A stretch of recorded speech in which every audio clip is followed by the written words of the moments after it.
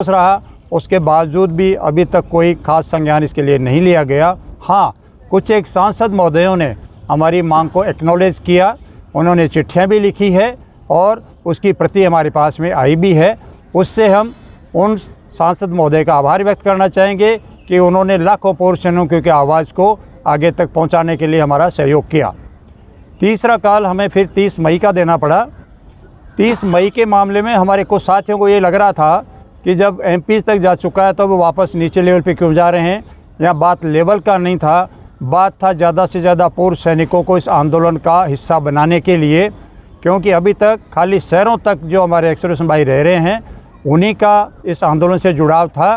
उस जुड़ाव को बढ़ाने के लिए 30 मई का काल हमारा बहुत एक सफल अभियान के तौर पे गया।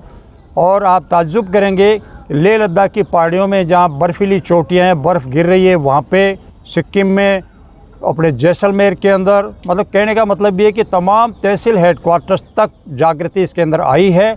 और पूर्व सैनिकों और वीर नारियों ने बड़े जोश के साथ में अपने अपने तहसीलदार और एसडीएम को जाकर के ज्ञापन पुनः भिजवाने का काम 30 मई को किया है। उसको हम हमारे आंदोलन की एक सफल कड़ी के रूप में मान के चल रहे हैं। डेफिनेटली हर आदमी को ये महसूस हो रहा है कि आंदोलन को आज 103-4 दिन होने पूरे जा रहे हैं, उसके बावजूद भी सरकार द्वारा संज्ञान नहीं लिया जा रहा है। ये हमारे में थोड़ा सा एक निराशा का भाव जागृत करता है और ऐसा हम महसूस करते हैं कि सरकार हमारे मामले में उदासीन चल रही है। क्या कारण है ये तो वो ही जाने, लेकिन हम चाहते हैं कि सरकार जल्दी से जल्दी संज्ञान लेवे, वार्ता करे। हमारी मांगें नाजायज़ है, सरकार वार्ता पे बैठे, बोले कि नहीं ये आपकी मांग नाजायज़ है, हम उसको एक्सेप्ट करेंगे, लेकिन जायज़ मांगे सरकार को माननी ही होगी। और उसके लिए हम बार बार सरकार से आग्रह कर रहे हैं कि आप एक 3 रिटायर्ड जजेस का एक कमेटी बना दीजिए। हमारी मांगें हम उनके सामने रखेंगे, वो विस्तार चर्चा करें। हमारे विभिन्न संगठन हैं, उन्होंने बड़ी पूरी तैयारी एनालिसिस करके और डेटा तैयार करके रखा हुआ है, वो सरकार के सामने हम रखेंगे। और वो जो कमेटी रिपोर्ट देवे, कमेटी से भी हम निष्पक्ष रिपोर्ट चाहेंगे। हम नहीं चाहते कि भाई कहीं पे भी कोई सहानुभूति दिखा करके निर्णय लिया जाए। बिल्कुल जो उचित हो वो सरकार को रिपोर्ट जाए और सरकार उसके ऊपर ईमानदारी के साथ में निर्णय लेते हुए हमारी मांगों की पूर्ति करे। सरकार से ये हमारी अपेक्षा है और आंदोलन लगातार चलेगा जब तक सरकार संज्ञान नहीं लेती है। इसके लिए आगामी रणनीति थोड़े दिनों के अंदर हम आपके साथ में शेयर करेंगे, क्योंकि आंदोलन एक तो इसका बड़ा अंग है हमारा ये सांकेतिक धरना। कई बार प्रश्न उठता है कि संख्या बल नहीं है, लेकिन संख्या बल यहाँ दिल्ली के अंदर आकर के हम मार्ग अवरुद्ध नहीं करना चाहते, ट्रैफिक जाम नहीं करना चाहते, पब्लिक को हम असहज नहीं देखना चाहते। इस वजह से हमने सांकेतिक धरने का निर्णय लेकर के रखा हुआ है।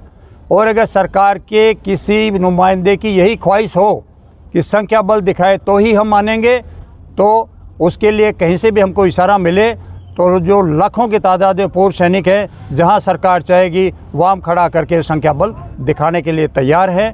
लेकिन हम नहीं चाहते कि आंदोलन में थोड़ा सा भी कोई गलत ऐसी चीज़ हो जिससे जो हमारी एक छवि बनी हुई है कि हम एक अनुशासित वर्ग के साथ में संबंध रखते हैं। हम पब्लिक को असहज नहीं कर सकते, पब्लिक का सहयोग ही कर सकते हैं, न केवल देश की रक्षाओं की सीमा के ऊपर बल्कि रिटायरमेंट के बाद में भी जहाँ जहाँ पे हिंदुस्तान की ज़रूरत पड़ी है पूर्व सैनिकों को बढ़ चढ़ करके अपना सहयोग दिया है। हम चाहेंगे कि सरकार और पूर्व सैनिकों के आपसी जो परस्पर जो भावना है इसी प्रकार की बनी रहे। सरकार हमारी मांगों का संज्ञान ले और जल्दी इस आंदोलन का निपटारा करे, हमें बहुत खुशी होगी। सरकार का हम आभार व्यक्त करेंगे। अध्यक्ष महोदय, एक सवाल बनता है, 3 लाख से ऊपर पूर्व सैनिक दिल्ली में कार्यरत हैं, दिल्ली और दिल्ली एनसीआर में। क्या आपको लगता है कि उनका जो इस संघर्ष को लेकर है उदासीनता है? क्योंकि आज तक वो इस कार्यक्रम में एक बार भी सिंगल डे संडे भी छुट्टी की लीव के दिन भी यहाँ पर मौजूद नहीं हुए, तो ऐसी उदासीनता उनके अंदर क्यों है? सर, मैं नहीं मानता इसको उदासीनता है। मैंने आपसे पहले ही अर्ज किया कि ये हमारा सांकेतिक धरना है, भीड़ दिखाना हमारा मकसद नहीं है। और हमारा हर पूर्व सैनिक जुड़ा हुआ है, जो जुड़े हुए नहीं थे उनको भी मैंने बताया कि 30 मई को हमने गांव-गांव और तहसील तक पूर्व सैनिकों को जोड़ा, उनका पूरा समर्थन है और जब भी ज़रूरत पड़ेगी वो सब निकल करके ज़रूर आएंगे। सर, 3 बार आप लोग लेटर दे चुके हैं, और कितनी बार लेटर देंगे? क्योंकि जैसे एक फिल्म का डायलॉग है तारीख पे तारीख, उसी तरीके से आप लोग लेटर पे लेटर दिए जा रहे हैं, लेकिन उधर से कोई भी रिस्पॉन्स नहीं आ रहा है। सर, सरकार इतना बड़ा कामों को देखती है, हो सकता है कि कोई न कोई कारण रहा होगा या कोई अनजान ऐसा भी कारण हो कि जिसकी वजह से सरकार इसकी गंभीरता को नहीं समझ रही है। जहाँ तक एमपीज होते हैं, एमपी भी सरकार के ही हिस्सा हैं और एमपीज ने जिससे भी हम मिले हैं सब ने बड़ा हमको सकारात्मक जवाब दिया है। और बहुत सारे जो सांसद महोदय हैं उन्होंने चिट्ठियाँ सरकार को दी है, उनके पत्र की कॉपियाँ भी हमें मिली हैं और कुछ एक केस के अंदर रक्षा मंत्री जी उनको जो जवाब दिया है उसकी भी प्रति हमें प्राप्त हो रही है। तो हम ऐसा नहीं कह सकते कि सरकार के नुमाइंदे सुन नहीं रहे हैं। ज़रूर सरकार के गलियारे तक हमारी बात पहुंच चुकी है और हम आशा कर रहे हैं कि निकट भविष्य में जल्दी सरकार बुला के वार्ता करेगी। अध्यक्ष क्या महोदय, आप कह जवाब आ रहा रहे है हैं सरकार की तरफ से? पार्डन, सरकार की तरफ से जवाब क्या आ रहा है? सरकार की तरफ से वो कह रहे हैं कि हमने प्रधानमंत्री जी को आपका मांग पहुंचा दिया है, रक्षा मंत्री जी को पहुंचा दिया है और रक्षा मंत्री की तरफ से चिट्ठियां आ रही हैं उन एमपी महोदय के पास में, जिनके थ्रू हमें भी सूचना मिल रही है कि आपने ये मांग उनको जो प्रस्तुत करी है उसके ऊपर सरकार जल्दी ही संज्ञान लेगी। सरकार के प्रतिनिधि से आपकी कोई बातचीत हुई, पर्सनली मिलने गए? नहीं हुई साहब, जब तक वार्ता के लिए आमंत्रित नहीं करेंगे तब तक हम जा भी कैसे सकते हैं। अध्यक्ष जी, बड़ी कॉल देने से क्या रोक रहा है आपको? रोक कोई भी नहीं रहा है। तो रोक- बड़ी कॉल दीजिए। बड़ी कॉल से क्या आप मानते हैं ये हमारी छोटी कॉल थी कि 30 मई का?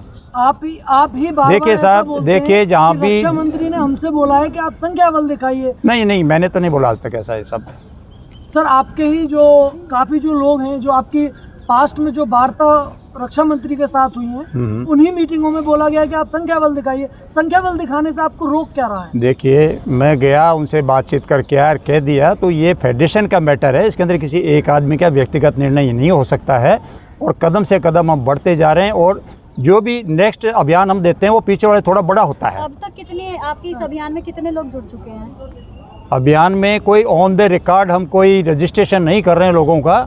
अदरवाइज अभी तक मैं मान करके चलता हूं कि जो भी हमारी संख्या है आधे से ज़्यादा तक इस आंदोलन का संदेश पहुंच चुका है और डायरेक्ट या इनडायरेक्ट वे के अंदर उनका समर्थन हमें प्राप्त हो रहा है। सैनिकों के अगर मैं अलावा गलत किसी नहीं और हूँ का भी सर? समर्थन मिल रहा है आपको? देखिए सर, हमने यहाँ पे शुरू में किया था कि एक तो हम इसको राजनीतिक मंच बिल्कुल नहीं बनाएंगे।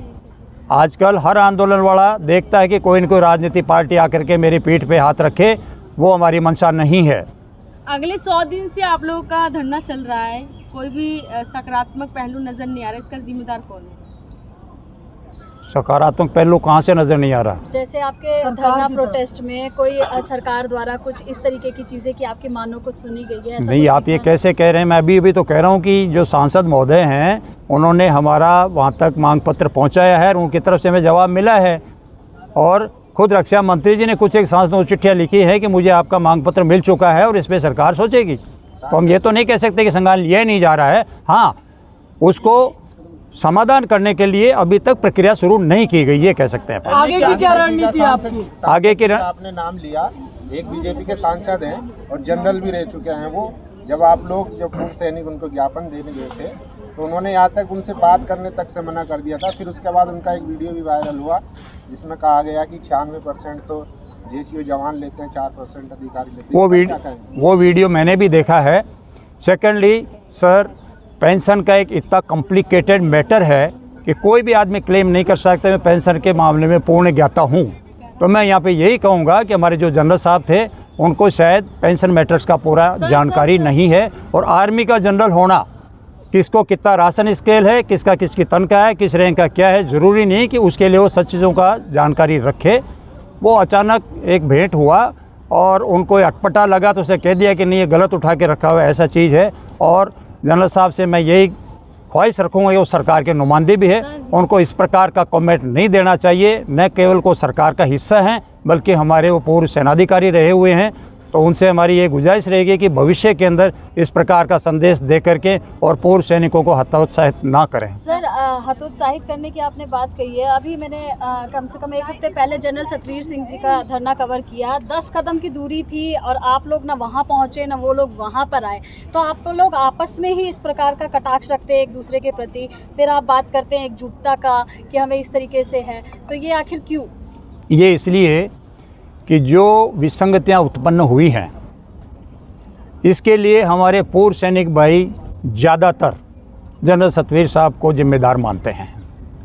जिम्मेदार मानने का कारण ये है कि OROP मंजूर होने से पहले सतवीर साहब ने यहाँ धरने करे, पूरे पूर्व सैनिकों का जो है समर्थन लिया, हर तरीके का सहयोग भी लिया, और यहाँ पे बैठ कर के तब तक क्या बोलते थे, मेरा सिपाही, मेरा सैनिक, मेरी वीरांगना, इनका हक मिलना चाहिए, साडा हक ऐथे रख।